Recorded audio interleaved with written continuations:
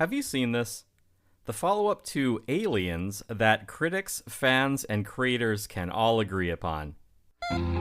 Welcome to Have You Seen This? The world's only podcast about obscure, overlooked, and misbegotten media. All discussions will be spoiler heavy. You have been warned. This show would not be possible without the support of our patrons. If you would like to support our show, join us at patreon.com/HaveYouSeenThis. For just $5 a month, get access to our Discord and all 3 episodes every month covering movies you've never heard of, or maybe wish you hadn't. I don't think it's that bad. No, I'm not saying that, and we are distant enough from Alien 3 in, 1992 that you can safely say, well, I liked it. And people would be like, yes, I understand we're in the era of historical revisionism, and you can have nuanced, contrary opinions on things that everyone agreed, yeah, this was a debacle. This might have been the last Alien movie for all anyone cared.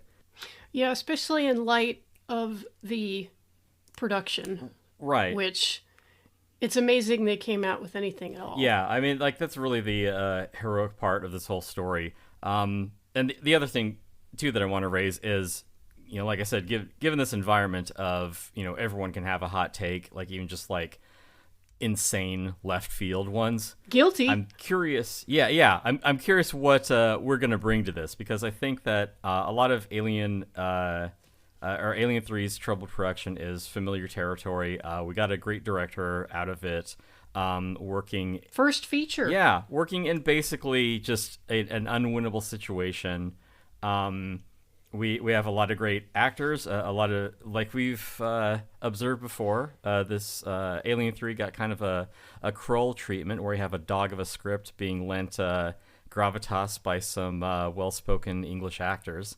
But yeah, the movie wasn't liked at the time. There's some tonal issues, there's some nihilism that... It's a bit of a bummer. To say the least, yeah. And it's not a well-constructed bummer. Like, I love like a bummer of a movie. I mean, we reviewed Enter the Void, didn't we? Yes, we've also reviewed Threads. Yeah. Antichrist.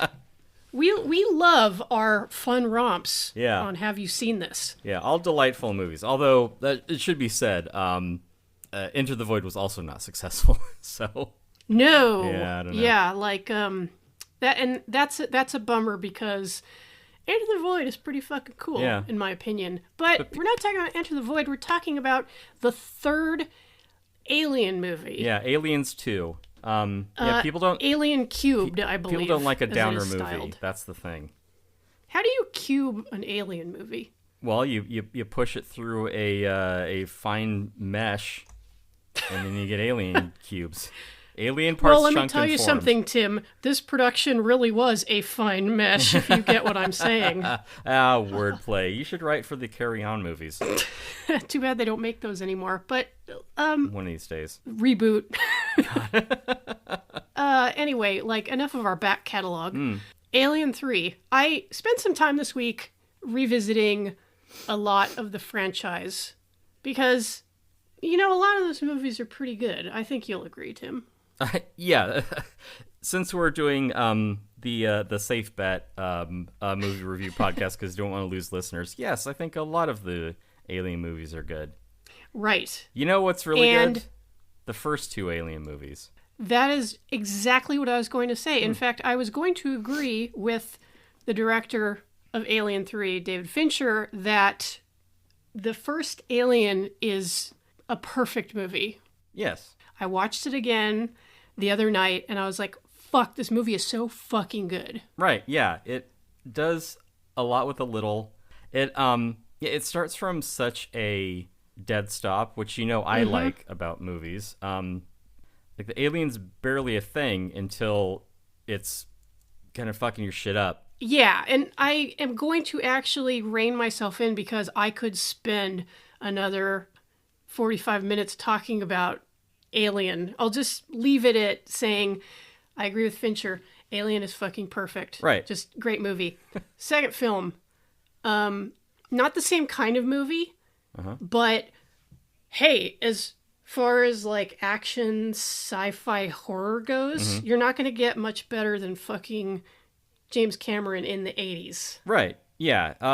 He's a real big shot, set the mold for, a lot of action movies. Again, I mean, everyone's got their personal favorites, but for me, yeah, Alien, favorite horror movie, Aliens, favorite action movie. Like, they both excel at their particular genres. Like, they have different tones to them, but they do each of them in a spectacular fashion that really have, had a carry-on effect on everything. Speaking of carry-on effect of all the movies that have come down. Wouldn't you love to see 31 different Alien movies with all the same cast? And they're just... Carry on chest bursting. Carry on LV-426. Fuck, I'd watch it. Right, yeah. It's man. Kenneth Williams as the chest burster. It's like... Oh my god. Like coming out of John Hurt's chest, like, hello. Yes. Oh my, what a disagreeable business. That's really what Alien 3 needed. It needed more levity. It needed Sid James and Bernard Bresslaw, and instead of Sigourney Weaver, you have Barbara Windsor with her tits out. Babs' chest is bursting out all over. In space, no one can hear you come in your pants. In space, no one can hear fwaw. Fwaw! Oh, God, Alien 3. Yeah, we're talking in big circles around Alien 3, which, like I said, not actually that bad. And like I said, I have been getting down with the Alien franchise this week. So, of course, I watched the first two, which are just unimpeachable. Yeah, dynamite. Movies. And then I rewatched for the third time. So no one can accuse me of not having done my homework. I rewatched Prometheus. Oh, ooh, what the... Jen, ask me before you're gonna do that. Like, I'm trying to, like, steer you in the away from self-harm. Well, I had to do it because this is the thing. I had been explaining some stuff about the Alien franchise to friend of the show, Bitter Corella, and wife. And I was explaining why I hated Prometheus so much. And then Mike was asking me questions, and I realized, like, wait, I don't think I'm saying this right because I feel like... Does he think you're talking about a different movie? No. I was saying something like, yeah, like, I really didn't like how you kind of get to see, like, where the space jockey comes from and blah, blah, blah. And then I got confused. I was like, wait a minute, like, maybe that wasn't in Prometheus. And then I went back and watched the movie, and I was like, oh, wait, this is exactly as stupid as I remember it being. Yeah. And, our show has gone on, 220 episodes or something at this point? An insane amount. I amount. think that we're just going to stick with it. We're going to put all the transcripts of every show into ChatGPT, and we're just going to churn these out long after the two of us are gone. So stay tuned. Keep subscribing on Patreon. Stay tuned, and in 2042, we will do a reevaluation of Prometheus and be like, maybe it's not that bad. Look, it had its flaws.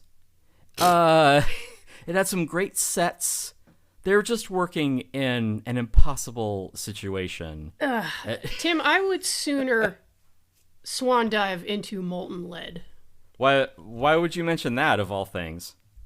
Well, I don't know. Like, hey, I just watched Terminator 2. No. The thing about watching Prometheus and then rewatching Alien 3, it makes you go, you know what, Alien 3, not that bad. Right, you're like, I owe you an apology. And the problems with Alien 3 are very evident, and if you dive into the history of the production, like we said before, it's amazing that you thought the movie was scary. Watchable. To boil it down into a sort of capsule summary, Fox wanted a sequel. There were a bunch of scripts. There were a few possible directors. They finally got their director. they started shooting. They didn't really have a script. And then once their wunderkind young director had shot enough material, Fox was like, hey, put together what you have and let's take a look at it. Yeah. And then we'll see what we need to fix. Well, famous last words. Fincher turned in a 3-hour assembly cut, and Fox was like, no. And then they said, can you cut this down to under 2 hours? And Fincher was like, fuck all y'all. Right. And he actually thought about He's like, I would rather cut my own throat. How about that? Right. And Fincher actually thought about not making features anymore. He went back to music videos for a while, and then he got the script for a little movie called Seven. So yeah. Thank you, Andrew Kevin Walker. Fincher in particular, do we have a Night Court swear jar? Do we need one of those? Because, Fincher kind of got he was, bottom of the list, never directed a feature before, and it's just he was home on Sunday. So, yeah, here, you're the director now. Well, Fincher had a career in music videos and commercials, and that's how so many directors make the jump. Yeah, Ridley Scott, same story. He was directing the 1984 ad for Apple. That is how you get a great eye for visuals, which apparently is fairly important in movies. Who knew? To have cool looking stuff to look at. Right, and so Fincher had his own production company called Propaganda. Mm-hmm. He had made all these eye-catching commercials. So Fox decided to take the chance on a first-time feature director. Because they had no choice but to take a chance. They needed a director because the tail was wagging the dog from the get-go at the drop of a hat. I'm trying to add in more cliche phrases. But yeah, it was Fox saying Alien was great, Aliens was greater. We need another Aliens, and it's going to be released on this date. Now that we've committed to this, we need to make a lot of money. Find me a director, A, and B, write me a script. So the studio has already backed itself into a corner. They're flailing. That's why there's so many different scripts, so many directors, such a tumultuous production, because they're like, I don't know, just make it work. Look, we have to get this thing out the door. And I can understand Fincher's eternal frustration that he never wants to revisit it, because it'd be like, hey, remember that car crash you were in? You want to go to the races don't talk again? About this movie anymore. You wouldn't want to. Right. I think it's kind of like Michael Mann and The Keep. Fair enough. Yeah. Because it's years and years of being frustrated creatively, fighting with your coworkers. Having your vision ruined in real time. Who would sign up for that? I believe one quote from Fincher about the experience was that he went overseas to Pinewood Studios to be ritualistically sodomized for 2 years. Yeah, I'm sure he, absolutely feels that way about it. So, you can back up however many, dump trucks of money, but everyone's got their breaking point. Just be like, fuck this, I'm not doing this. I don't want to direct movies again. He was like, man, even working with Madonna wasn't as fucking crazy as this. Right, yeah. You develop a pretty thick skin after that point, I assume. Mm-hmm. I think some of the blame has to be allotted to your studio meddling. Producers. Well, that's a huge part of it, but I also kind of want to pin some of the blame on our exec producers, Gordon Carroll, David Giler, and Walter Hill. Walter Hill of Warriors and Streets of Fire fame. Check out our Streets of Fire episode, folks, with friend of the show, Beta Corella.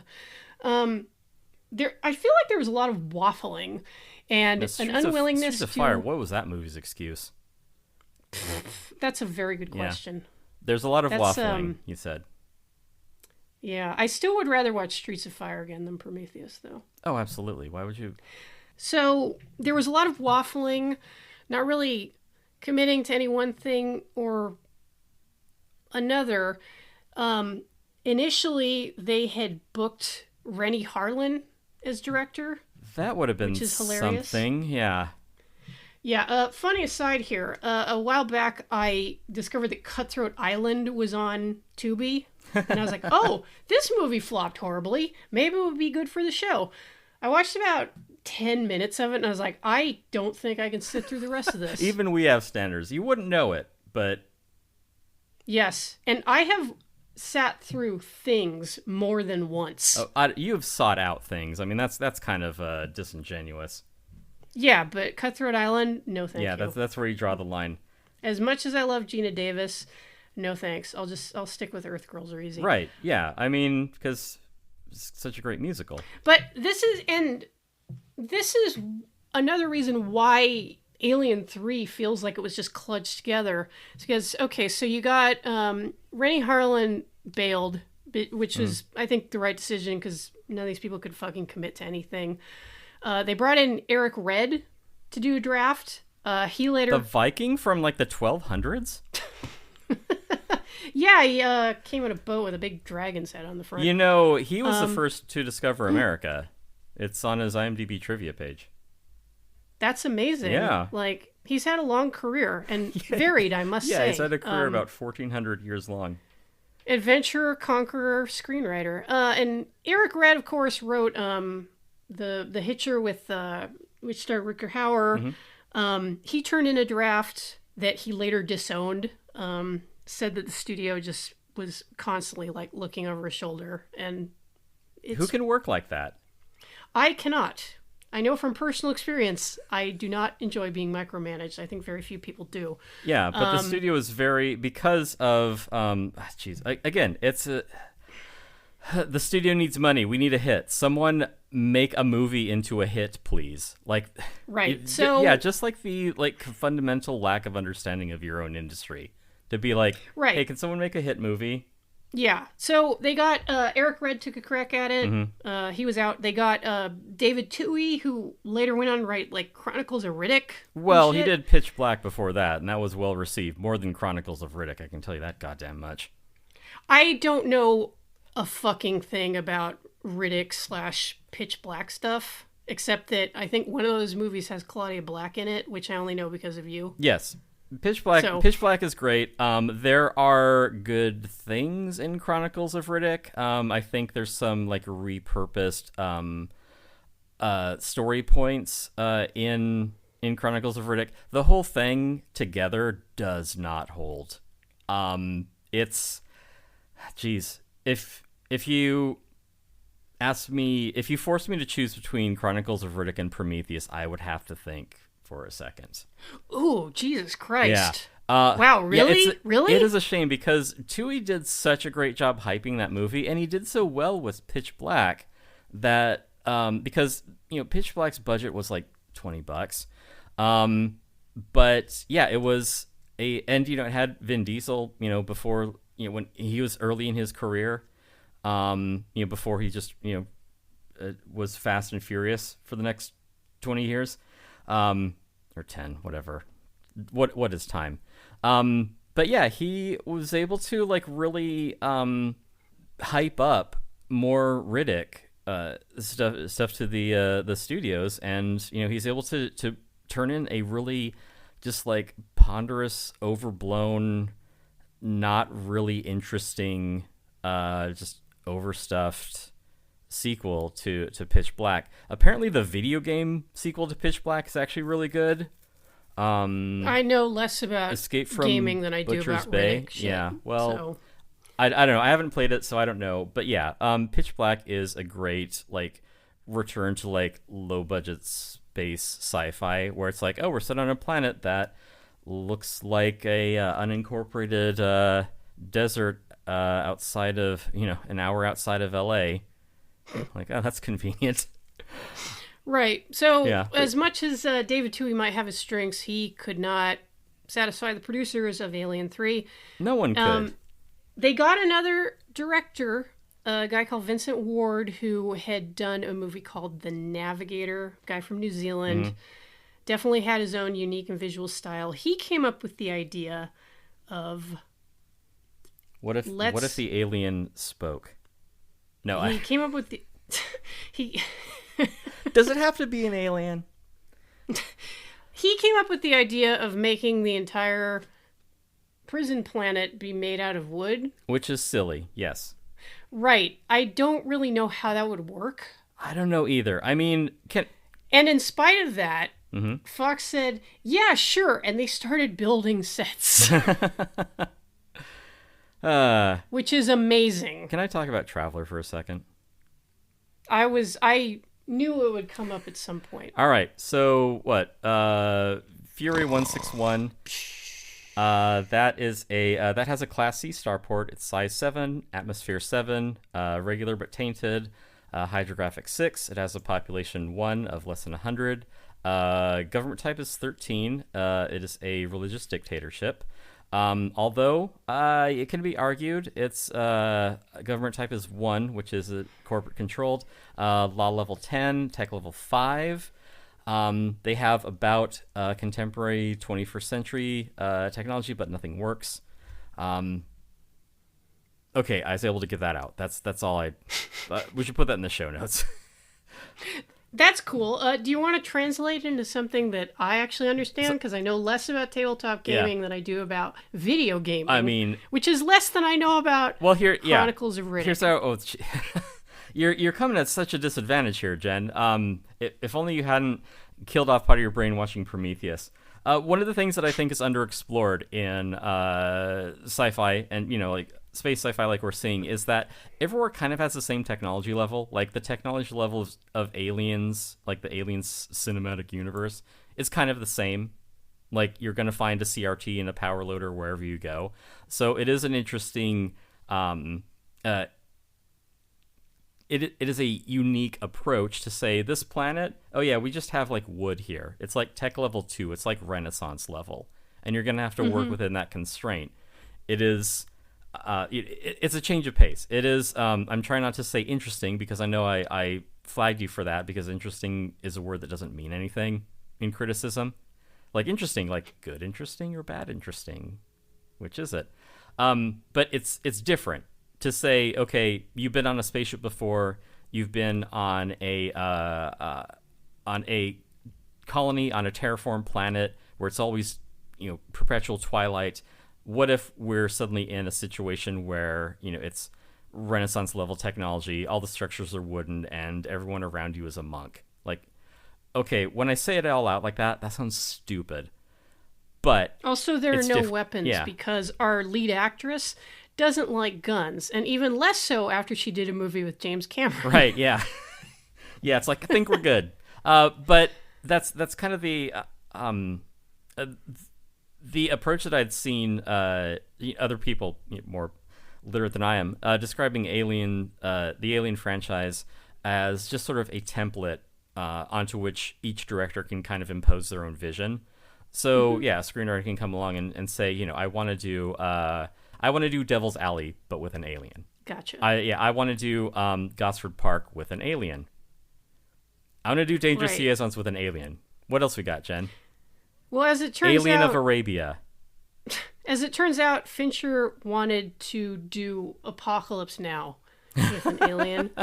And this was because he was a fan of the Alien movies. He had been a fan. He had been thinking since he was about 16 years old, like, what would I do if I got the chance to make an Alien movie? That would be sick. Yeah. Well, I mean, he was a child of the 90s. Of course he loved the Alien movies. Poor guy could not imagine, like, as a teenager, like, just how wrong it would go. Right. But I'm glad they didn't completely crush his soul at Fox. I'm glad, too. Then he came back and he did a Fight Club with Fox, which is funny. And that flopped too. That's why we reviewed it. Yeah, maybe he was like, "Oh, you want a flop? I'll show you a fucking flop." Right? Yeah. This time I'm really gonna. Another amazing movie that's a cultural touchstone, by the way. Yeah, that everyone seems to get wrong, which is why we helpfully explained it for our listeners. Yeah, especially if you're a woman. Well, Jen, as you know, they sometimes need to have things explained to them slowly and several times, like having something explained to them twice. You understand? You do love doing that, don't you? I hate that I have to. Yeah, and it's funny too because this being Fincher's first outing as a feature director and being like, "Oh, Alien is so awful and everyone hates it and you lost so much money on it. You'll never direct this again." 3 years later, he's directing Seven, or 3 years later, Seven is released. Like that is an extended vacation in like director terms. Like how many directors, I mean, auteurs that you know where it's like, oh god, he directed another movie this decade, amazing. Where Fincher's like, yeah, I knocked around for a year and a half, and then someone threw Seven at me, and I produced that, or I directed that, and then I was back directing movies again. Like that. Yeah. That's really not even a thing. Well, and I think that ties into what is one of the strongest things about Alien 3, which is that it has visual style for days. And absolutely, a guy like Fincher is always going to have people coming in the fucking window to work with him because that's why he has that Panic Room. It is one of those, the movie Panic Room. It is one of the most visually interesting movies. Like, right. Yeah, because you need only look as far as any of Fincher's other music videos, like anything he's done for like, Steve Winwood or Paul Abdul or Aerosmith or Madonna. Like, I mean, say what you will about Aerosmith, but the Jane's Got a Gun video is amazing. And I think it predates, or at least it was contemporary with like the halogen flashlights thing you see a lot in the X-Files.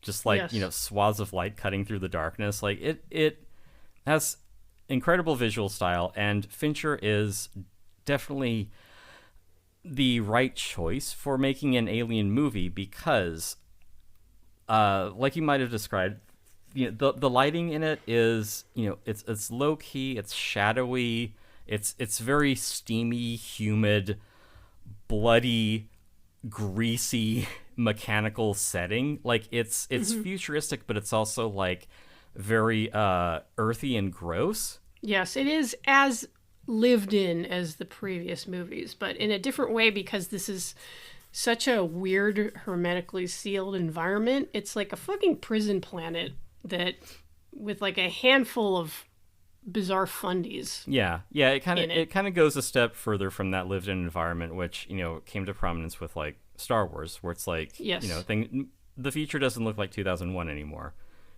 It's like I don't know, a bachelor in his shaggy dog's kind of rundown apartment that also flies through space. R/male living space. Right. Yeah. God, it would be so funny to put up a still frame from Alien 3 and just put R/male living space. I mean, I was thinking the male living space Falcon. Fast shit. Smells like Chewie. Yeah. Han's like asleep on a couch with like a pizza box at his feet.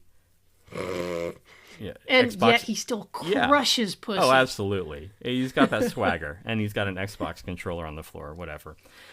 Card table with like a 68-inch TV balanced on it. And what the Chapo guys called a hot couch. It's like the black vinyl couch that's like the least comfortable couch you've ever experienced in your life. Gross. But it isn't just a lived-in universe. It's like a sweated-in universe. It's right. Yeah, it's like you're borrowing, one of the roadie's leather pants, and you're like, I gotta wear these. Like, yeah, man. The ball funk is strong with this one. Right. Yeah. It has a sort of hobo's cleanliness sort of lived-in aesthetic to it. They have a lice problem. A little bit, yeah. They have giant crickets everywhere that they misidentify as lice. Yeah, that's also bad. Maybe space lice look like Jerusalem crickets. I don't know. Yeah, it could be, but again, that's that sort of it's that thing that I find so compelling about Travelers, that it's like not every world is going to be the sleek futuristic one. Some of them are going to be made out of wood and have a lice problem, and there's going to be like 30 people on there and nothing works. Very informative of my gaming. Yeah, and there's nothing wrong with kind of the optimistic future of, say, Star Trek The Next Generation. I enjoy that quite a bit as well. It's just that it gets samey after a while. Sure. It's a different kind of show. It's a show where you might meet like space Irish people, but you know, which that's is like horrible in its own way. That's a bottle episode. You know, they're not going to be around all the time. Otherwise, the Irish episode is indeed a bottle episode, don't you know? So it's funny because they're drunk. Yeah, they crawl right in it. Yeah. But then you get your dystopias, which are like a little more lived in, and especially in the universe of Alien, which is just capitalist hellscape par excellence, where True. human life means fuck all. Right. And everything is a subscription service. Yeah, crew expendable, strike team expendable. Yeah, Marines, fuck 'em. Yeah, priority They're one expendable. rescinded. Semper Fi, bitch. Right. Yeah, just everyone. It's all human resources to be cast aside as costs dictate. It truly is a bug hunt. Right. So we've got all the right elements here. Why didn't Alien 3 work, apart from not having a script and having to change it day by day, setting aside time to perform scenes only to have them scrapped like within the hour? Right, and then ruthlessly slashing a 3-hour cut down to like an hour and 47 minutes. Having stuff in the script that doesn't really have time to like get worked out to the point where it makes sense to the audience. Yeah, and I'll say this: I believe the assembly cut is floating around online. Well, I have my 2010 Alien anthology that has the assembly cut. I don't know if it's it does. Yeah, I don't know if it's strictly the same. But yeah, that's a good question. It's not the director's cut per David Fincher's. I don't want to have anything to do with this movie. Just send me a check and I'll put it into a shredder. Right. They did ask Fincher back to do a director's cut, and he was like, "Fuck you, no." Right. It's probably still too fresh, even more than 20 years later. Yeah. I mean, I can understand if like my first feature was I'm still mad about like college TV stuff that happened in the 90s. Oh God, I dream about. I periodically have dreams about a job I had 15 years ago. Right, yeah. So it might seem unreasonable to fans to be like, "Oh, David Fincher, go back. We love Alien 3 so much. Come on, just make a good Alien 3, please." He'll be like, "No." Maybe when he's like 85 or something. He'll do an AI upscale and fuck it all up. Oh God! You thought it was bad before. Pro tip to anyone listening: do not watch the 4K version of Aliens that is on Hulu. Yeah, it looks like shit. 4K to rhyme with 4KU. Like I started it and I was like, "What? Why does it look so weird? Like, did I mess up the settings?" Because I had just watched Alien, which looks fabulous. Yeah, it looks like perfectly Alien. Acceptable copy on via streaming, but Aliens just looked weird. And then I don't know, like I don't think I can blame this on James Cameron. The audio was completely out of sync and everybody looked unnaturally smooth. Yeah, that's kind of the hallmark of AI. Like everyone is too smooth and too wrinkled and also a little wet. Yeah, and it kind of like everybody looked like they had been covered in baby oil. Mm-hmm. It was weird. And then not in a good way. I bitched about it in Blue Sky, and a couple of my mutuals pointed out, like, yeah, there was like a 4K AI upscaling that people really didn't like. And it really makes me wonder if Cameron has lost his fucking marbles, because for any flaws that he may have as a filmmaker, I felt like he understood aesthetics. Yeah, like how to make movies look good. But my point was that I don't know what Cameron thinks he's doing, because I actually went and looked it up to see. I was like, did he like approve this shit? And apparently he did. He says he did, yeah. Which I don't know, and he like doubled down on it. Where he's just like, "Oh, you basement dwelling film nerds, like, look, we have eyes." Yeah, and like I don't know who he's married to now, because he's been married like 16 times. But like, Mrs. Cameron, can you get his eyes checked or something? Because Jesus Christ. He needs another, like, type A bad bitch to, like, keep his shit in check. Oh, that is 100%, like, his type.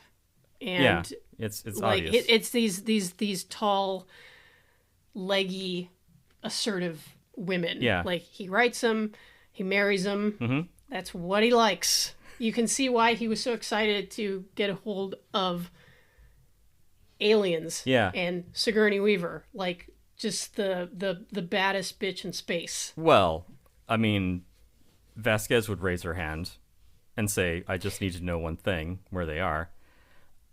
Right, but yeah, it is the same point. Let's not talk about Vasquez because I don't want the Zoomers to hear about Jeanette Goldstein and let's. Oh, really? Are they anti-Semitic? Is that why? That's exactly. Let's move on. Right. So Kamala Harris, that should be her first order of business, is just whipping James Cameron into shape. Yeah. I mean, well, let's not count our eggs before they... Whatever. Someone needs to get... It's wine mama clock, baby. Right, for real. Yes, queen. So, Alien 3, we're talking about this about a couple hours ago. David Fincher, he's got a good visual style. He's a first-time director, so he can get pushed around, which I know he's been criticized for, why don't you fight harder for this movie? And it's fight harder with what? Like my Nike ad? Yeah, I think there's only so much that he can do against the studio. And also, I think if the production truly was just exhausting, as I believe it ended up being, you can see why he was... you push him just one more inch and he's like, you know what? I'm done. Yeah. He didn't take his name off of it. Yeah, that's it's still up there. That is a king move for, the director of Dune, Alan Smithy. Yeah, whoever that guy is. But I don't know. He could be anyone. Any enigmatic director that has a whole style named after him could have directed Dune.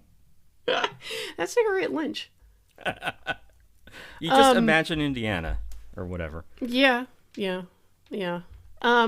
Where was I with Fincher and Alien 3? Oh, and keep in mind, as we said, the studio wanted him to hack more than 2 hours out of his 3-hour cut.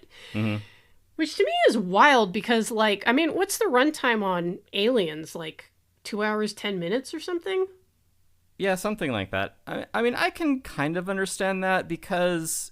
but give the guy 2 hours. Come on. And in fact, I brought up the assembly cut because I have not laid eyes on it myself, but I've seen, in its entirety, but I've seen pieces of it.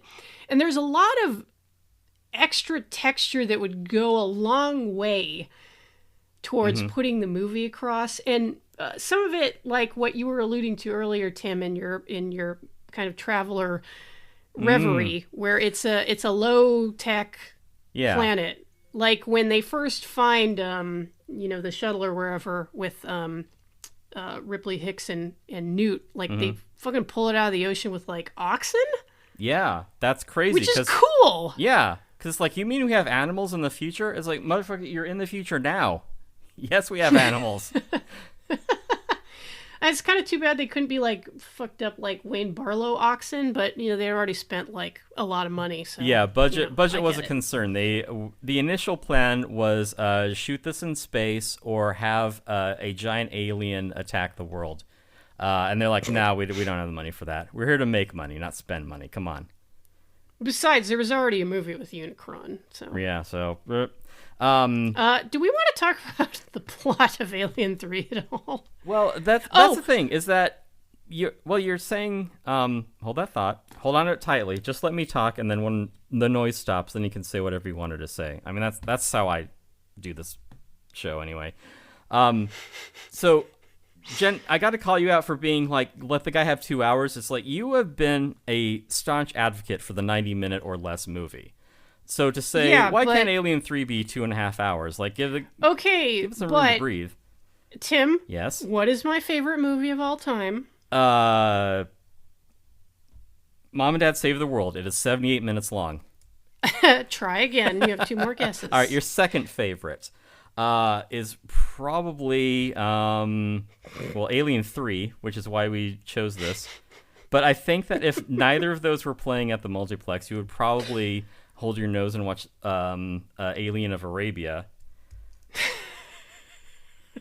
Can I just make it aside? Yeah. I don't think I'd ever actually watched the first 5 or 10 minutes of Prometheus. Yeah.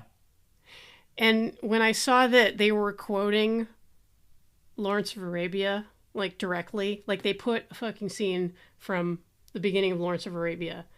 Oh yeah. In their fucking movie. It is dog shit. Like again, like I'll put one in the MST3K swear jar, but it's like, is it a good idea to have a good movie in the middle of your bad movie?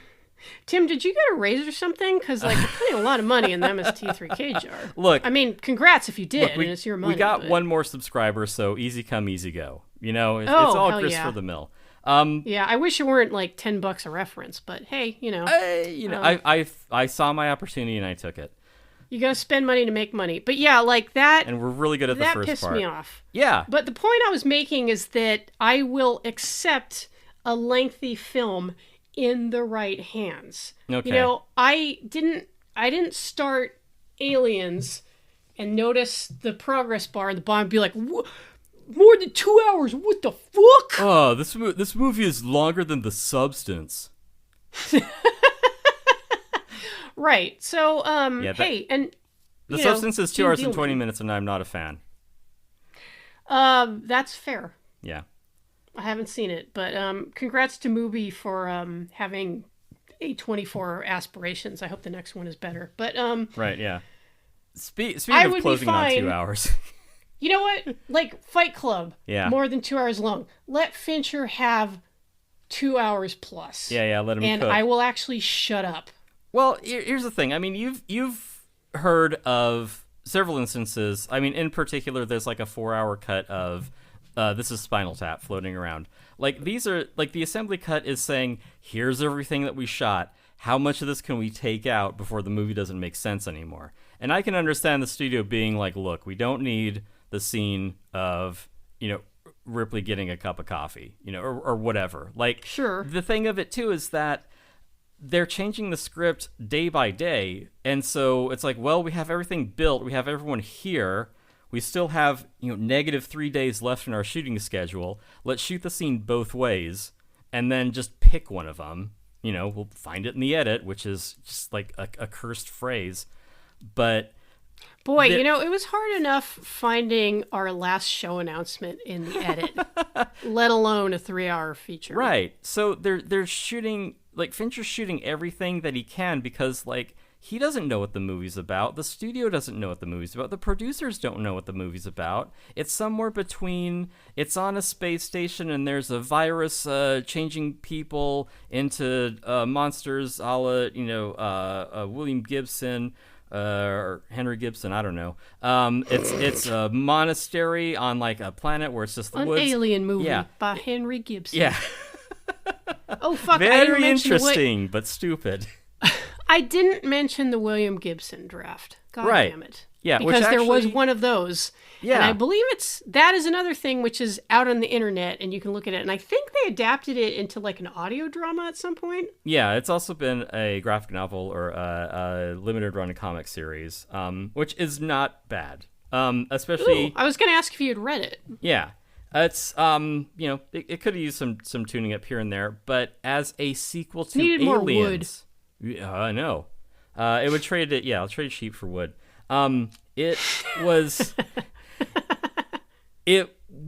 a more it was a safer follow-up to Aliens than Alien 3 was, and Fincher, for better or worse, struck out with a particular vision because he's the director and the script is a mess, so he was making decisions about, like, this is the kind of movie that I want to make. This is a David Fincher movie that I'm making ultimately. I'm putting my name, Alan Smithy, on this. So he isn't just going to do whatever, William Gibson wrote or whatever other drafts of whatever nonsense is floating around. It's like, no, we have to have a story, and we're going to shoot the story based on the constraints, like the sets and the actors and the timeline and all the other factors, like, weighing on him to say, look, we have to have a movie at the end of this. I would love it if it were a good one, but I will settle for a finished one, So he's shooting a shit ton of footage. The studio says, cut a bunch of this out, but then, they also come back with notes like, this scene doesn't work, change this, change that. But I mean, like a lot of this, like the story of Alien 3, like the story of Alien, it was a problem that got ignored until it couldn't be solved in like a non-disastrous way. If, it, speaking in the language of the original Alien, if they just hadn't let Kane on board, you'd be like, okay, we're all safe. This is fine. Cut to the production of Alien 3. If they say, we aren't going to do another Alien movie until we have a script locked down, then it'd be like, okay, well, we've planned for eventualities. We've planned ahead. We've made smart decisions. But that's not how horror movies work. They work by people recklessly running off in all directions and committing to bad plans when they are unable to back out of them. And that's how you get Alien 3. Did I just did I like a red string, whatever, this whole thing? Did I show you, is that my conspiracy board for Alien 3's development?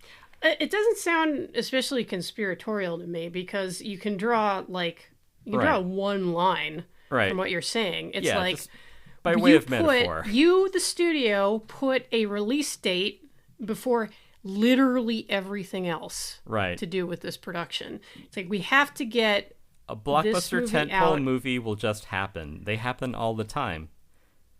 Right, yeah. Like, no, it's not how this works. What I'm saying is that the problems that sank Alien 3 weren't the sort of things you could fix in production. Fincher made a Herculean task working with great actors, doing innovative cinematography, working with some great sets, making bold choices that audiences hated, to try and come up with a good movie out of a half-baked idea rushed into production. But there was no fixing Alien 3 from the point that Fincher signed on. The best he could do could mitigate it. But the thing is it's and again, not having seen the assembly cut, but it's still not that fucking bad. It's I feel like I've seen way worse. Yeah, I mean, it's a competently made movie, and like I said, it's got good actors, it's got good performances in it. But the script, it's better than Prometheus. Well, yeah, Prometheus is bad in a whole different deliberate overwrought way. It is, I guess, the opposite problem of Alien 3. It's working with no constraints. It's saying, I want to take this rudderless rocket off in a completely different direction and slam it into a wall. Fuck you, Damon Lindelof. You should be in prison. Yeah, you should be in movie Fuck jail at you. least, where he can't do any more damage.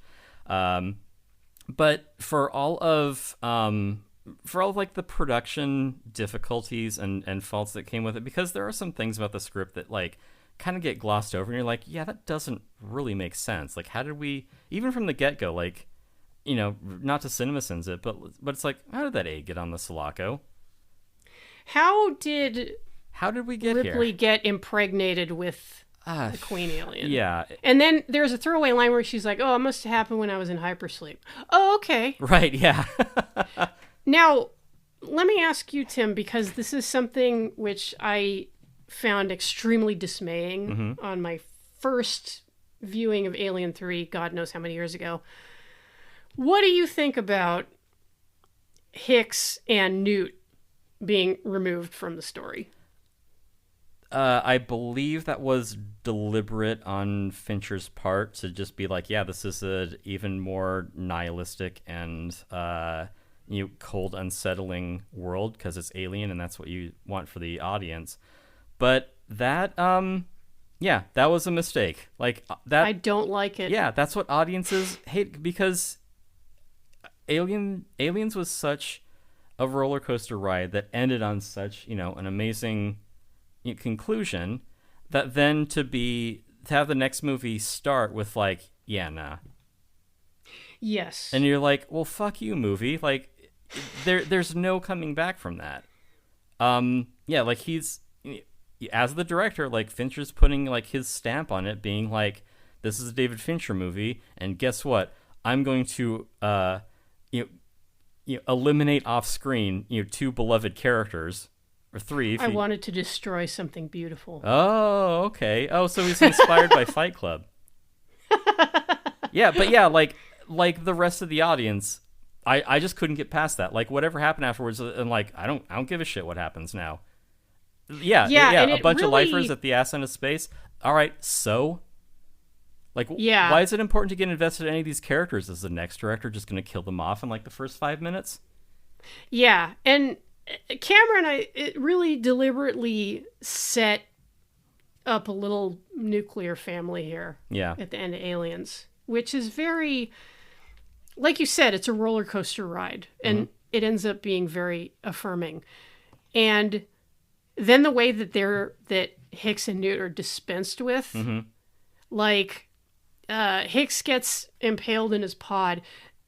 Newt's death is horrible, and I think it's implied that Clemens like lies to Ripley about how she died. Like, I don't think she was conscious when it happened. Right.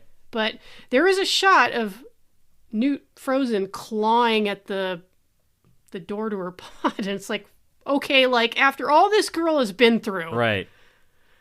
Like we're gonna kill her off screen, and we're gonna make it clear that it was a horrible death. Yeah. Hicks is impaled, and Newt drowns in her pod.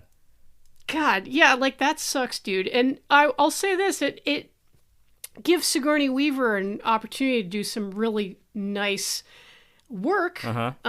I feel like her grief is definitely well handled in the movie, but I'm like, why are we going through this? I would almost rather that they did what they had originally considered doing, which was writing Ripley out and having a story that centered around Hicks helping out like a bunch of like space communists or something. Yeah, I mean the franchise is called Alien, it's not called Ripley.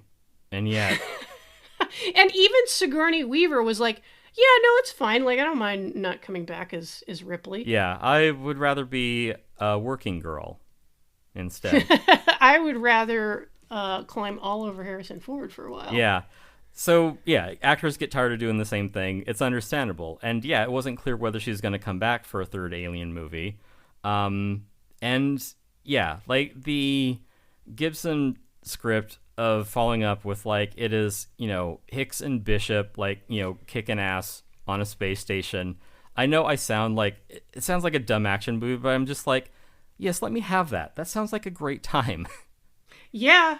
Even if it has like, I agree. Even if it has like the darkness of like the Alien universe, where it is like, Hicks dies heroically or whatever, or like, Bishop does some kind of self-sacrifice because, he is just an object at the end of it. That carries like dramatic weight to it.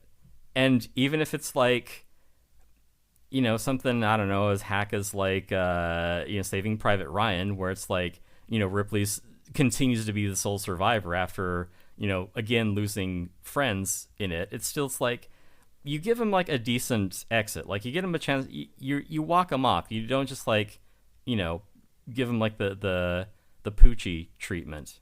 You're like, oh yeah, Hicks had to return to his home planet, which then blew up. Yeah. So these were. Meanwhile, Jonesy is just like living it up somewhere. Yeah, I know. This kind Stupid of cat. yeah, and it's weird too that like this is a problem that happened with like the trilogy of Star Wars prequels, where it's like we're gonna set this stuff up, and then in the second sequel we'll be like, no, we aren't, and the audience is like, will you like tell us beforehand, like if you're gonna like dick us around like this? I mean, there's like in universe dicking people around, but then there's like out of universe where it's just like, come on. Yeah, and as much as I like, people know how I feel about J.J. Abrams, but right. I would literally rather that they just stuck with him for the trilogy. Yeah, at least be consistent more than, God, what was the ass covering phrase they were using for that in Game of Thrones? Defying expectations. Right. Yeah. I never could have imagined that you would have taken a shit on my floor. You did defy my expectations. Thank you. It does indeed subvert my expectations. Yes. When people use my floor as a toilet. Yes, subvert expectations. Thank you. So, yeah, Alien 3, like, from the get-go, was just, like, it's too nihilistic and irredeemably dark, and, the deaths of two characters just handled carelessly more than anything. So audiences are just, I think, completely understandably turned off by that. Yeah. I understand that you don't want the third Alien movie to be like the nuclear family of like, oh, it's Hicks and Ripley trying to raise a kid. Like right. That totally that doesn't make sense, but there is a solution to that problem. Right. And I know Cameron had moved on to like he ended up making The Abyss, which that was his whole thing, and I know he's very passionate about that. But someone like James Cameron would have written like he probably would have written something with like Hicks and Newt in peril and Ripley having to save them from aliens or some shit like that. I'm not a screenwriter, so everything I come up with is going to be hack. But well, he can have like a theme of just to build the story around, then just be like, I don't know, everyone you love is dead. Yeah. It is interesting though that like this does take place in the mindset where like the third Alien movie was supposed to be the last Alien movie. This is back when like they used to have like they used to let franchises die a natural death. Or like 3 movies, well, how many do you need? Well, even then they really couldn't decide because, first Ripley's going to die at the end, then no, wait, she's not going to, no, wait, she's going to come back, no, wait, she's going to die. Right. They ended up spending about $16,000 on a specially made bald cap for Sigourney Weaver because they had to bring her back to reshoot the ending. Yeah. And the reason they spent $16,000 on the special bald cap was because she had a clause in her contract which said that if she had to shave her head a second time, they were going to pay her $40,000. And 16 is less than 40, so... Yep. Audiences Such be is damned. Hollywood. Yeah. Yeah, because they couldn't decide on an ending. But right. I guess the sort of thing you'd want to have decided before you start rolling film. Right, but they didn't decide anything before they started rolling. They decided... They decided on a release date. Yes. The most important thing. Right. For a movie. Yeah. If your movie is like an Omen remake that needs to come out on like June 6th of 2006, I get it. Or, you're Watchmen and you need to come out on like November 11th of 2011, like I get it, but not every, and even then, like, are people like, oh God, the release date of that movie, perfect. Ooh, it just felt wrong. Yeah, did you see the movie? No, I but the release date though. I was busy that day, but what can you do? Sad, really. Yeah. So what does happen in Alien 3, Tim? Some beloved characters die, and I just kind of checked out after that. Bunch of English actors. There's the guy from Rock Live. He was in it. Good for him. Charles S. Dutton. Tywin Lannister fucks Ripley, which is cool. Yeah. Charles Dance, the villain from another beloved property, The Last Action Hero. Oh, yeah. Yeah. The guy's in a lot of stuff. He's good. Yeah. But no, he's an okay guy in this, and you're sad when the alien just like fucking suddenly crushes his skull and spears him through the chest. Yeah, that is unexpected. So, good on Fincher for killing off characters you care about. And I might have mentioned this before, and maybe we should do an episode on this. No, we shouldn't. I was dismissive of Alien versus Predator, and unjustly so, because I watched it and it is not a bad movie. The sequel is fun. It's fun. I will go to bat for Alien versus Predator. It's kind of stupid, but it's a good time. Yeah, it's stupidly consistent. How about that? Yeah, but one of the things in it... It's better than Prometheus. Right, yeah. One of the things in it that I think is amazing, and I would love to see in more movies, especially more horror movies, because it's done every now and then. But yeah, and I realize that this may sound like it contradicts my earlier point about Hicks and Newt. I don't agree, because I think that those two deaths were needless, careless. Other than making Ripley sad, it doesn't advance the story, and it's really unfair to the audience. But I watched Alien vs. Predator, and in it, there is a real, I think she's kind of James Cameron's type. There's this real, type A gun-toting badass that I may or may not have designed a couple of Traveler characters after. Because it's hey, we're going into this dangerous situation, and we need someone who's, good with a gun. And so, this chick with like her, spiky undercut or whatever is like, yeah, better to have two guns and not need them than, the opposite. And I'm like, okay, this chick's pretty cool. She's going to fuck some shit up. Nope. She gets killed in like a brief scene. You're like, oh, this is bad. Yes. So it fits within the story where like you can set something up and you can subvert expectations in that way where you're like, all right, like, this is Samuel Jackson is giving a rousing speech in the middle of Deep Blue Sea. Surely he'll get them out of this. Alec Guinness, respected, theatrical actor. He's probably going to defeat the bad guy and help. No, he gets killed. Yep. Yeah, when Alec Guinness died on the set of making Star Wars. No. Right, but I think you're talking about like, if you're going to have like a sudden character death, it's something which doesn't smack of a desperate, hurried decision by the producers to save a movie that is rapidly listing. Yeah. I mean, right. The producers in the studio are trying to right a ship that like has already sailed. Like it's too late, buddy. Right. Like you're stuck with this thing. It's the alien queen egg is already inside you. It just hasn't burst out yet. Yeah. You're dead Ripley walking. Better start working on your swan dive. Right. So really a lot of the problems with Alien 3 are pre-production. And you have to do like an order of magnitude more work at every step, like pre-production, production, post-production, like fix the previous mistakes. And just like, no wonder that the budget, they added on like 20 million to it, just to like, with reshoots and trying to fix shit. But it's like, this is never going to work. It was one of the 5 earlier clones from Alien Resurrection. Just like, yeah, this thing is not viable. I hope they at least burned some of the wood from those earlier sets.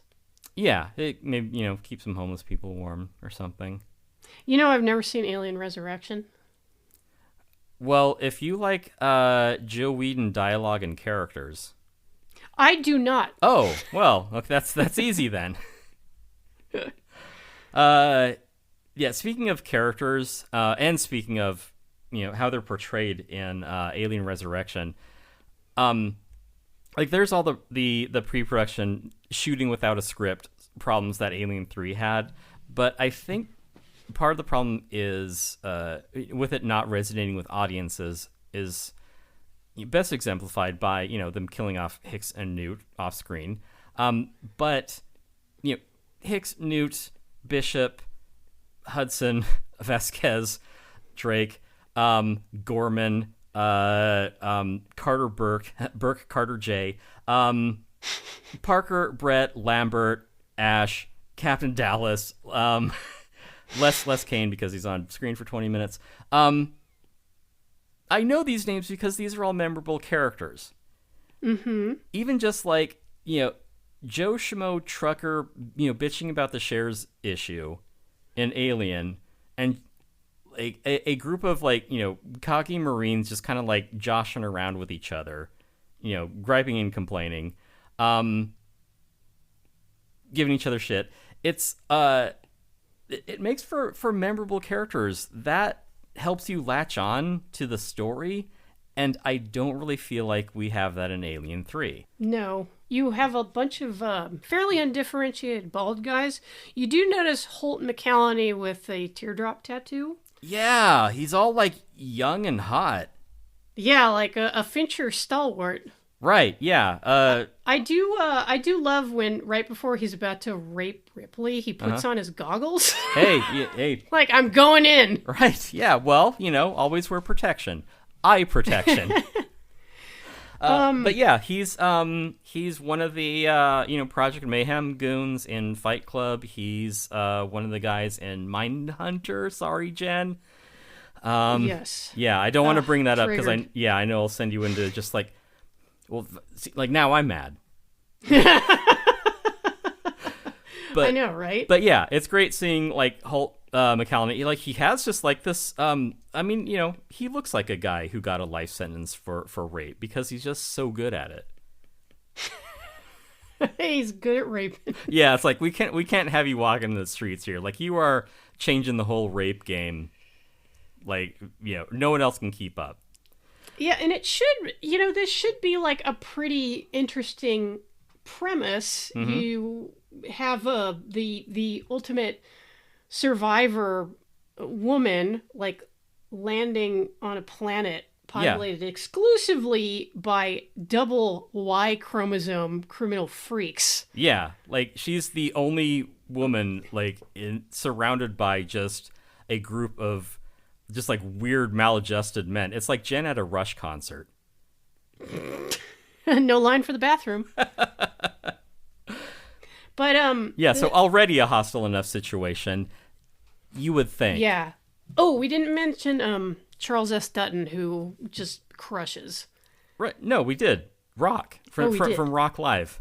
Oh, my bad. Right. Yeah. Yeah, Charles S. Dutton is it's the movie. I do want to highlight him though because like he is so good in this. Yeah, the movie is just like bursting with great actors and great performances. It's Charles S. Dutton, Charles Dance, Charlie and Charlie. You have Paul McGann, yeah, the Eighth Doctor. Yeah, yeah. Pete Another guy from With Nail and I, the guy who plays the drug dealer in that movie, and also the weird roadie in Wayne's World 2. Right. Ralph Brown. Yeah, like I said, Pete Postlethwaite. Yes. Yeah, just like other like, big deal UK guys. I don't know his name, and he's done like other like British comedy, but. Like I was saying earlier, they're kind of undifferentiated bald British guys, and like they kind of all start to blend together after a while. Like you wouldn't confuse Hudson with Vasquez, but you might confuse Andrews with Clemens at some point.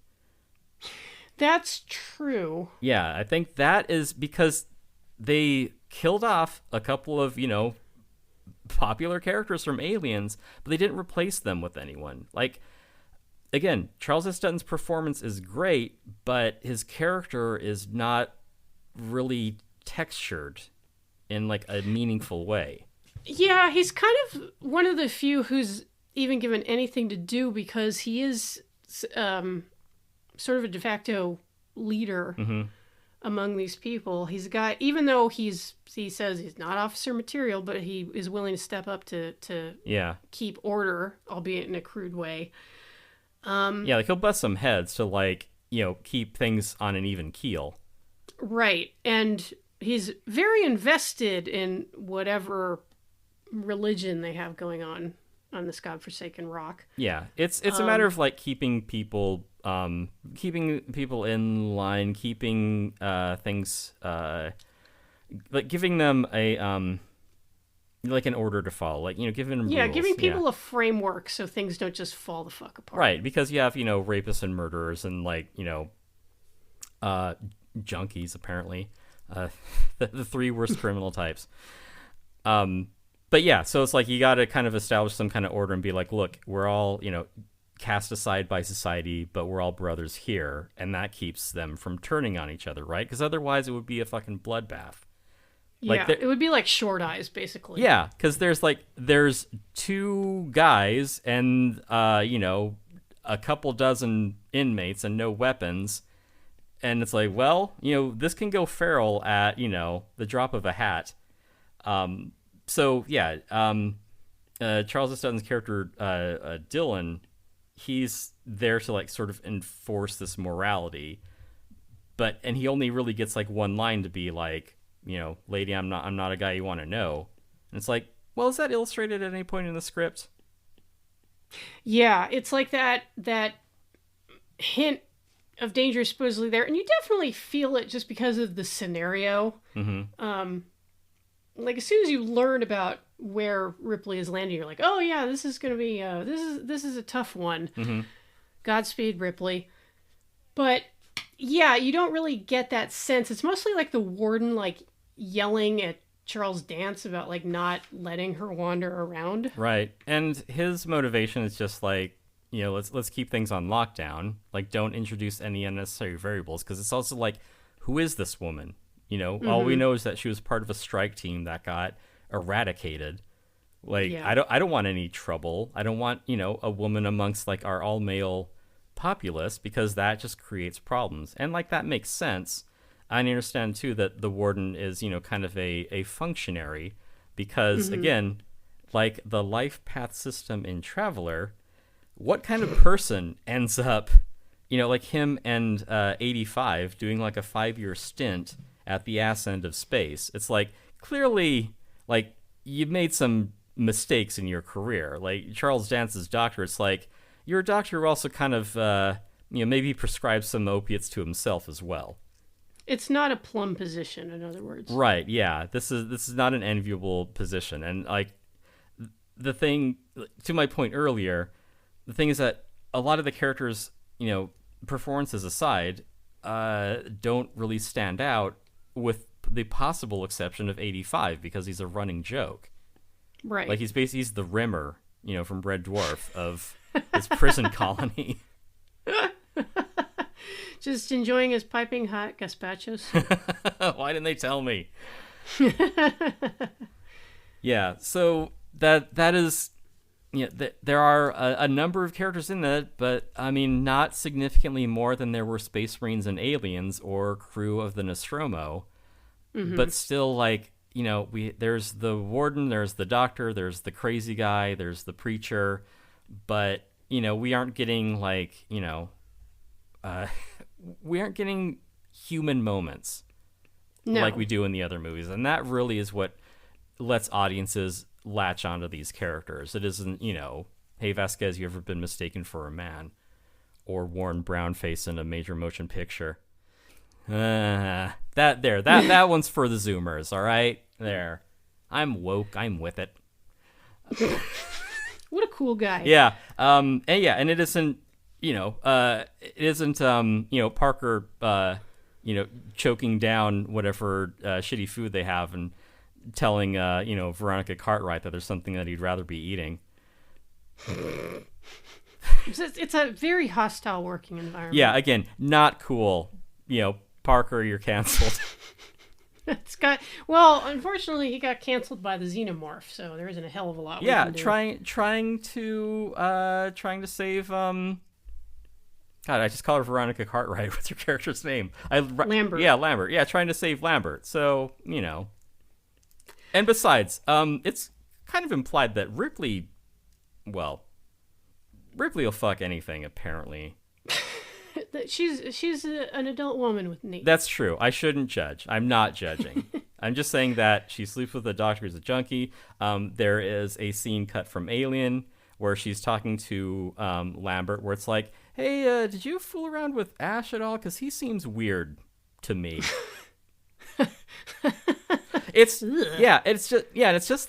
just a thing, It isn't even like specific to Ripley. It's like, there are 6 of us, and we're gonna be on this trip for like a year and a half.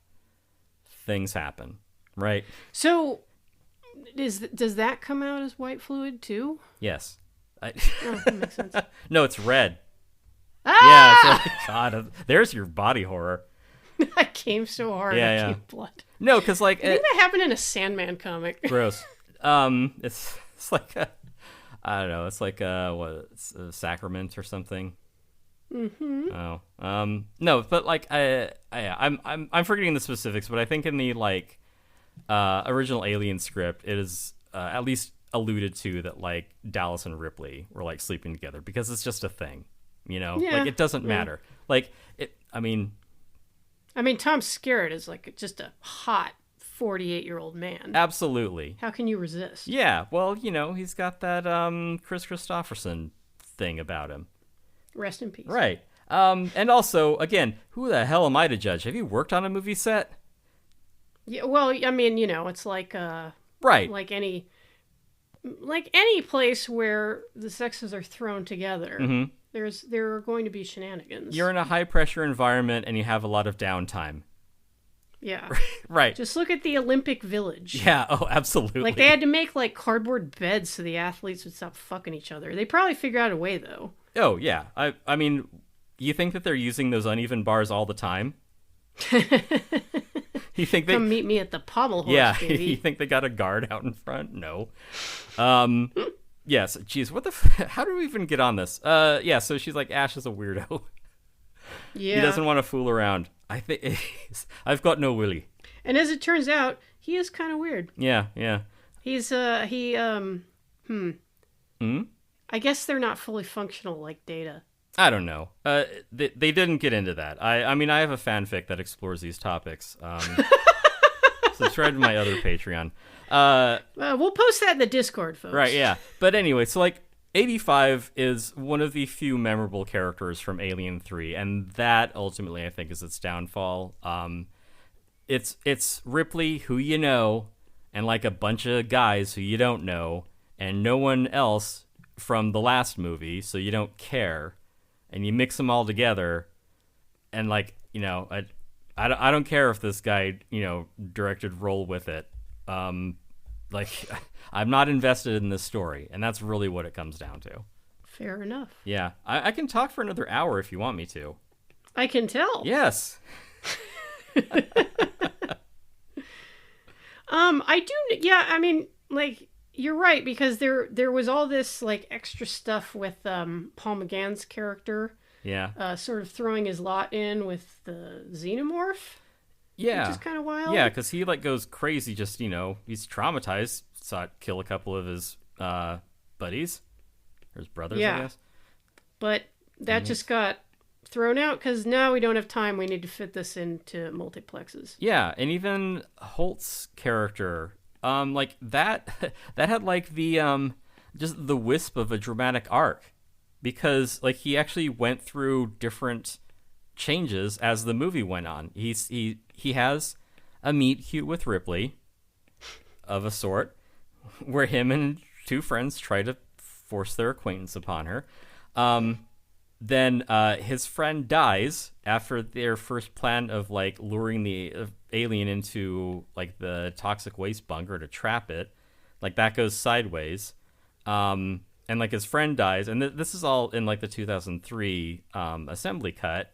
Like his friend dies, and like Ripley comes to like try to rescue them, and he's like, "Oh shit, awkward."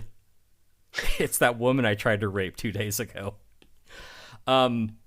But then from that, he's like, oh, okay, Ripley actually is like, cool. Probably shouldn't have raped her. And then he went on to fund the Good Men Project. Yes. No. And then he went on to be in the wrong place at the right time on the wrong side of the alien, and is like, well, remember when I tried to rape the protagonist of this movie? I tell you what, I'm going to lure the alien into the toxic waste holding area and sacrifice my life so that everyone else will be okay. And you're like, oh, damn, Holt Jr., whatever your character's name is, you actually had like a kind of little moment there. You're someone that I care about. And David Fincher's like, the hell you care about this character? Cutting room floor, gone. There, we're at an hour and 40. Is that will that please you, 20th Century Fox? Can I go now? And as he died, he said his name was Robert Paulson. Oh, so true. They should use that in a movie. That's great. It's very evocative. Robert Paulson was a character that they cut from Alien 3. He is pair of legs that doesn't make it to the pressure door. Yeah, they cut Angel Face, they cut Marla. Yeah. Too bad. Right. They cut Tyler Durden, which I thought was a bold choice.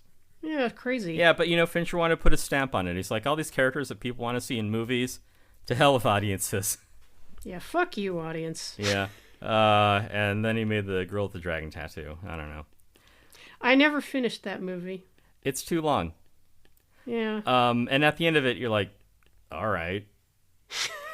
Never read the book either. The book definitely has. Well, if you love Scandinavian courtroom drama, and I know everyone here does. Woo! Yeah. Yeah. A bunch of other shit happens. We need to go point by point because all of you listening have already seen Alien 3 and you've seen the assembly cut. And the assembly cut has like more in it. And, you know, it does explain some things. You're like, oh, that's an interesting choice. I can see why they didn't stick with it. But, yeah. Sad, really. Yeah. And you know, Joss Whedon in his own ham-handed way will be like, I'm going to make some memorable characters. I'm going to have them talk like a fucking comic book, and everyone's like ragging and is like a smirking dipshit. Like, oh, cool. How do you write dialogue so well? Oh, did he also write Prometheus? Because Jesus Christ. Yeah, that's conflict, right? Sniping at people like you're moody teenagers. I want to say one final thing, looking at you, J.J. Abrams, as well. But this is the thing. You start Alien. More like J.O. Abrams, am I right? Oh. Yes. More like Galian P. Oh, burn. Yeah. We should put this as the title Roasted. of the episode. People are going to be like, Galian P, what the I'm so sorry. 1 star. Yeah. Point I was going to make about Alien. Your crew wakes up from hypersleep. Everybody's a little bit crabby. Mm-hmm. There are tensions on board. You quickly learn which characters don't care for each other. You start Prometheus, and after you see this bleach fawn android gallivanting around for a little while, Yeah, just huffing and his own then farts. then you meet this really annoying het couple, Mm-hmm. and you're like, okay, why do I care about these 2 assholes? And then they go on their expedition, Mm-hmm. and then everybody just acts like pissy the whole time, like ranging from Charlize Theron, who is just like a complete see you next Tuesday, Mm-hmm. like all the way to the scientists and the boyfriend of Nui Rapace are just like stupid ass bros. It's like, could you, okay, like, I understand, Did you like, want bros this mission exist. to fail? Yeah. You can put in a bro character, but maybe vary the personalities a little bit. And maybe don't have everyone carping at each other all the time like they haven't taken their Snickers break. Right, yeah. A tip to, emerging screenwriters like, J.J. Abrams or whoever, just like, just ask yourself, why is this person being... That's exactly Yeah. right. Just, There's some other things that I would like to say about Alien 3. By all means. Yeah, because it isn't, it's not a total loss. It's not a total write-off. It made its money No. back overseas. I've sat through it twice in a week, and it wasn't one of the worst things that I've had. I've definitely had a tougher time with watching other movies for the show. Yeah, even once. I like it more than other Alien movies. Oh yeah. I think is both like a lot yeah, more. that is the best faint praise that you can give this. It is a competently made movie that I don't really care for. Yeah.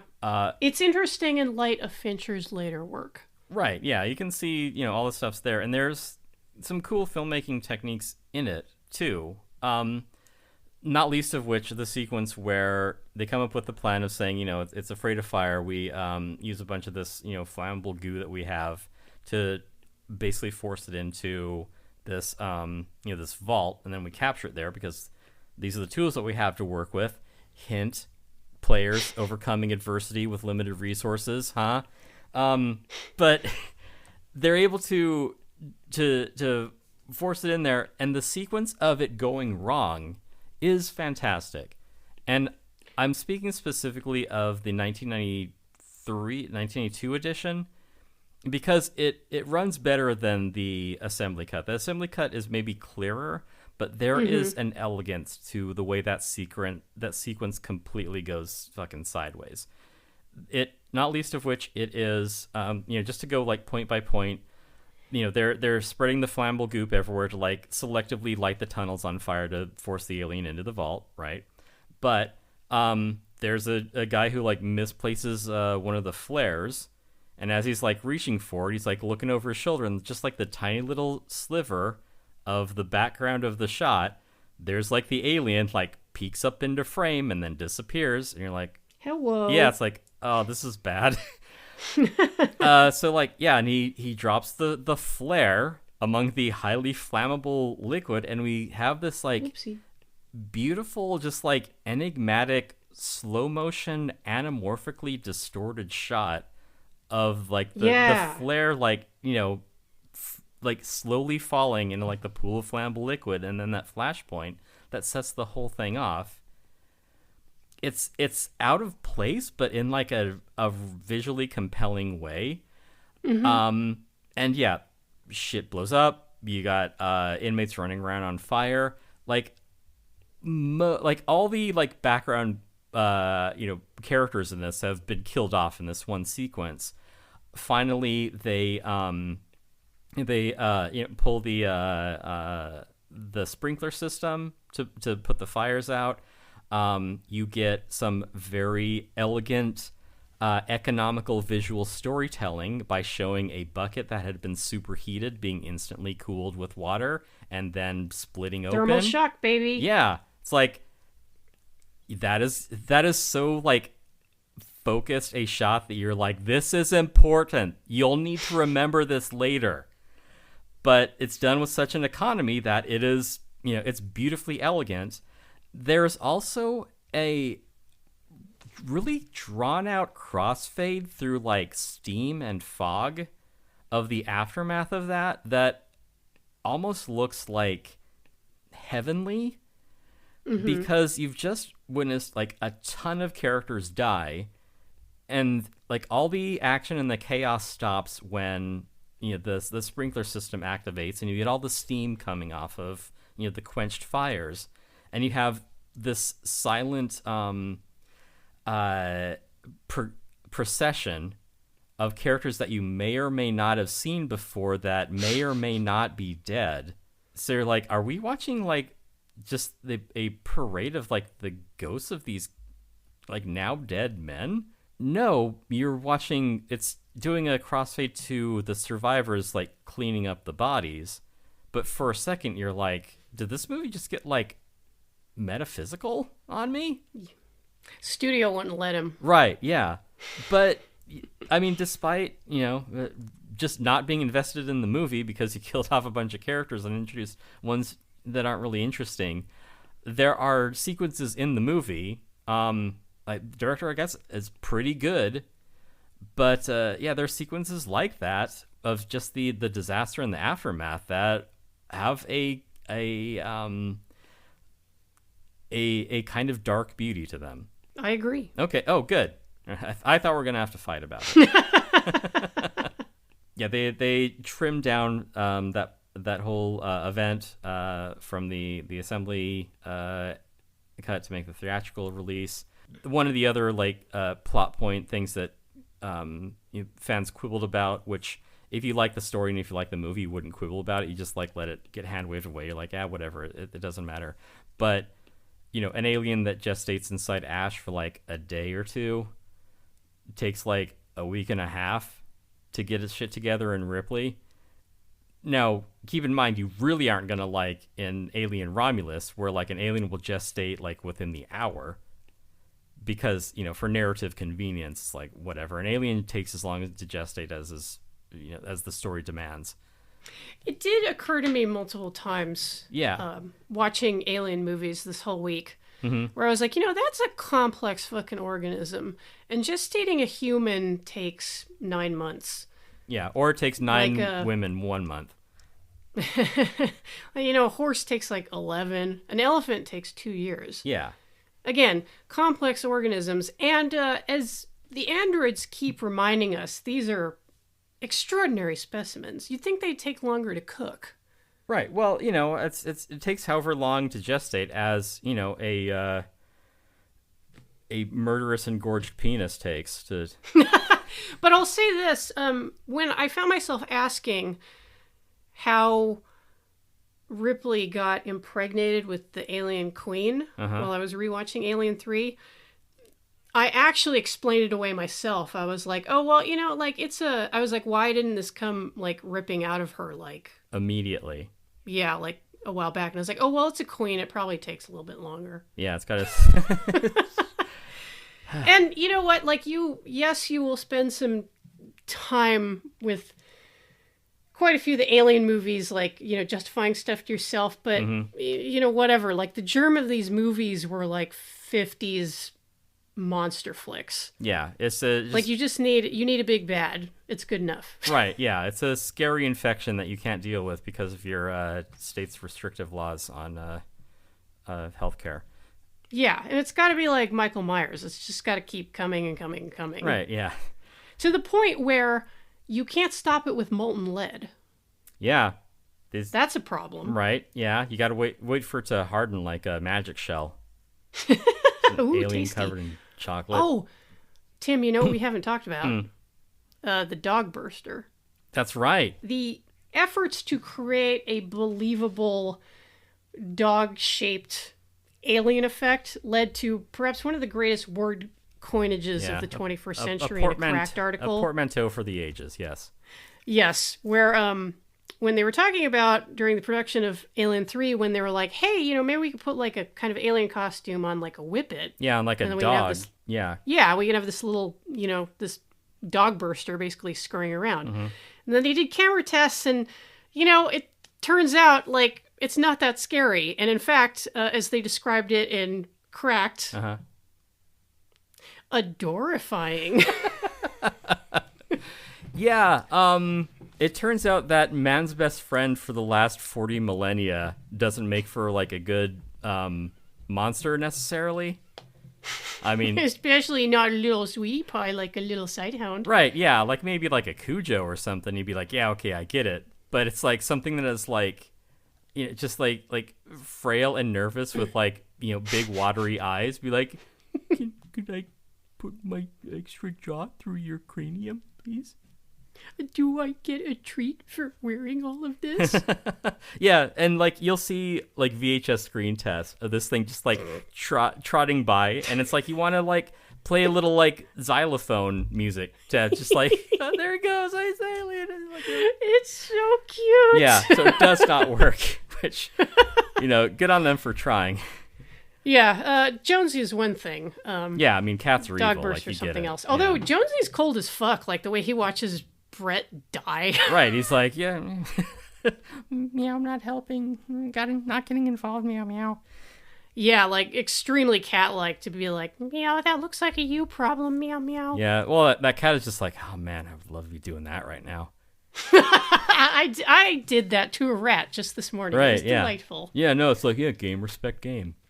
I also like that in Aliens, when Ripley is reunited with Jonesy, the first thing she says is, how are you, you stupid cat? Yeah, and that's for you, you little shithead.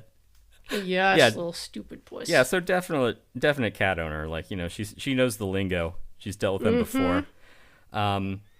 Yeah, they had different Joneses, like, you know, ones that would run and ones that would hiss. Like, you know, this one's just particularly bad tempered. It's like, oh, this one's a real asshole. Like, he's gonna be perfect. This one's the cat hole. Yes. He's the hero cat. Yeah.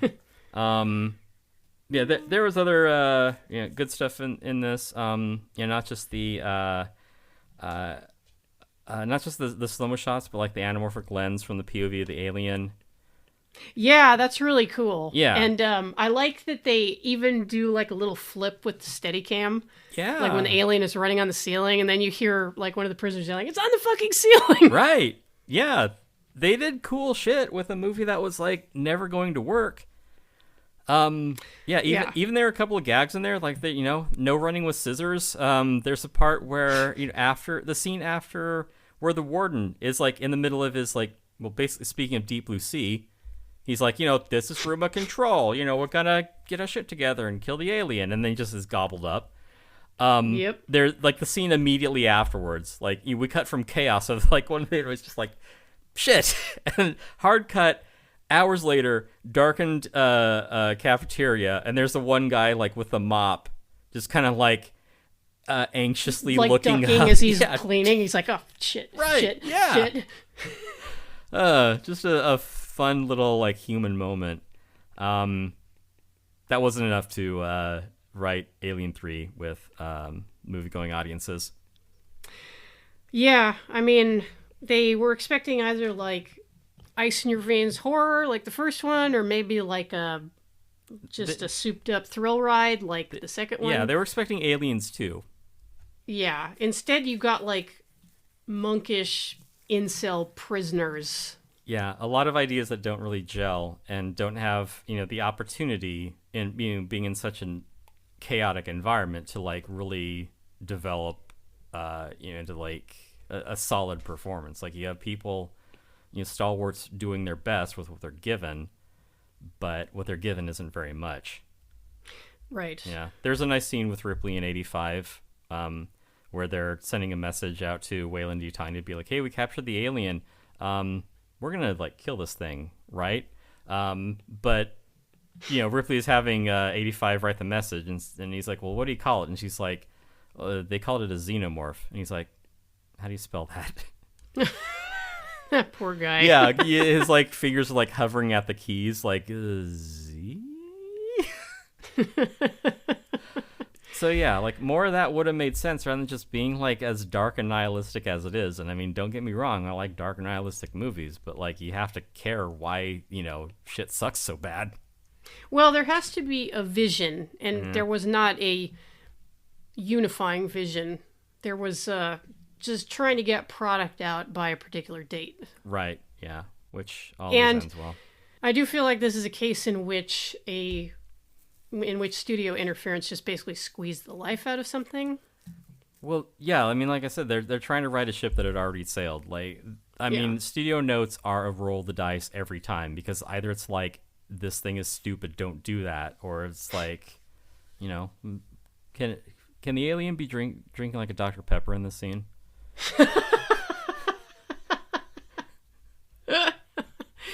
Yeah, and these are all streaming on Hulu currently. Don't watch that transfer of Aliens, for the love of God. Do whatever you can to get if you're gonna watch Aliens, get a different copy of it. I mean, hell, don't fuck with that 4K shit. Yeah, watch Prometheus. Hell. Ugh. You know what? I'll give them that. It does look better than the 4K of Aliens. Yeah, because one of the only good things I can say about Prometheus is that it looks cool. Mm-hmm. Like there's cool stuff in it. Right. It just like I just feel my hatred congealing in my heart. It's such a stupid movie. Yeah, and not for like, not because it was like rushed into production with studio notes. Like, a notable director was given all the leeway that he wanted, and this is what he came up with. Better or worse than what Cameron did to Aliens. Write in to vote. Join us on our Discord. I know I said this several times, but the tragedy of Alien 3 is that the coolest moment of the entire movie happens at about 12 seconds in. From the start, it opens with the 20th Century Fox logo. Yeah. And there's a fanfare, and you're like, all right, 20th Century Fox, it's all triumphant, brass and everything. Like, let's hear it. And then the theme is like, no, you don't. And that is a tight, like, 10 seconds of film. It sets you up for a movie. It sets you up for an experience that no movie can live up to. I'm sorry. It is such a phenomenal moment. That's a really good point, because it certainly jumped out at me. Yeah. When I rewatched. Yeah. I was like, oh, shit. Yeah, it gets under your skin because it's like, hey, I haven't settled in for, like, the movie part of this. You're still talking to me as, like, the audience. Like, hang on. I don't know. It would be like if you, bought a ticket for the movie and, it was a serial killer, like, handed you your change. You're like, wait, am I actually in danger? Or am I just here to be scared? It was something that, again, like, to its credit, that we mentioned about in Angel Heart, that, like, notions of life and death and heaven and hell, like, exist, like, outside that, what I called liminal space of, like, the story itself. Mm-hmm. Like, the credits roll on... And you're going to hell. Yeah, it's like the movie is over, but Angel Heart, whatever Johnny Favorite, like, he's in hell for eternity. He's in hell after the movie ended. Like, that's how long he's stuck there. Like, that's a little, like, weirdly profound. So when you go to see Alien 3, and it's like, listen, guys, even the 20th Century Fox logo is fucked up on this one. You're like, whoa, what the hell? What's going on here? And it's been done since, but I mean, not prior to that I remember. Tim, would you say that the protagonist of Angel Heart was on an express elevator to hell going down? Yeah, and he didn't even have tactical nukes or sharp sticks. He might have been the ultimate crooner badass. Someone wake up Hicks. I say we grease this episode right now.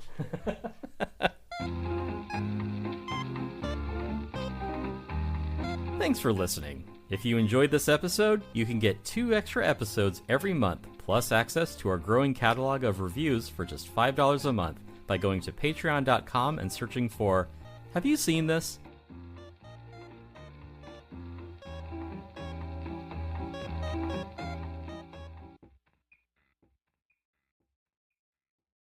Look, it was a bad call reviewing Alien 3, Jen. It was a bad call.